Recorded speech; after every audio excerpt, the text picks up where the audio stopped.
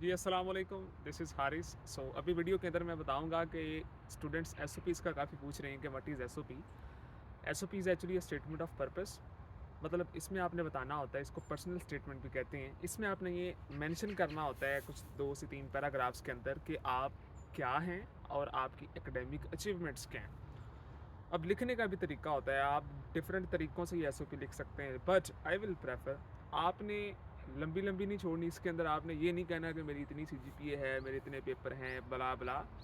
आपने जिस प्रोफ़ेसर के लिए एसओपी लिखनी है, इस सेंस से लिखनी है कि आप एसओपी में ये बताएँ कि जो आपकी एक्सपर्टीज़ हैं, जिनमें आपकी महारत है, स्किल है, वो कैसे उस प्रोफ़ेसर के प्रोजेक्ट में हेल्प कर सकती है। जितना आप प्रोफ़ेसर के काम के साथ अपनी चीज़ को लिंक करेंगे, आपको उतना ही फ़ायदा होगा। आपकी सीजीपीए 4/4 है, 10 पेपर आपके पब्लिश हैं, आपके पास कॉन्फ्रेंसेस हैं, आप बताएँ कि मेरे पास ये है, ये है, ये है, ये बिल्कुल गलत तरीका है।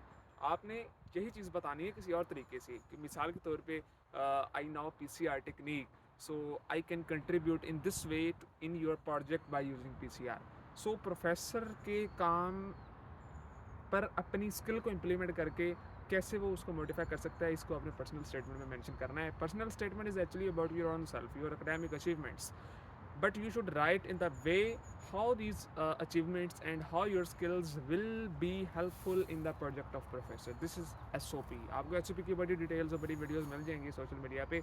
लेकिन इस वीडियो बनाने का जो मरकज़ है वो ये है, जो पर्पज़ है वो ये है कि आपने किस तरह, किस इंटेंशन से, किस वे से पर्सनल स्टेटमेंट की जो है वो कंपोजिशन करनी है। You should compose it on the basis of the work of your professor, and you should mention the skill I have, how it could contribute to your project. So this is about SOP, और इसको आप ऐसे लिखेंगे तो आपको ज़्यादा फ़ायदा होगा। Take care.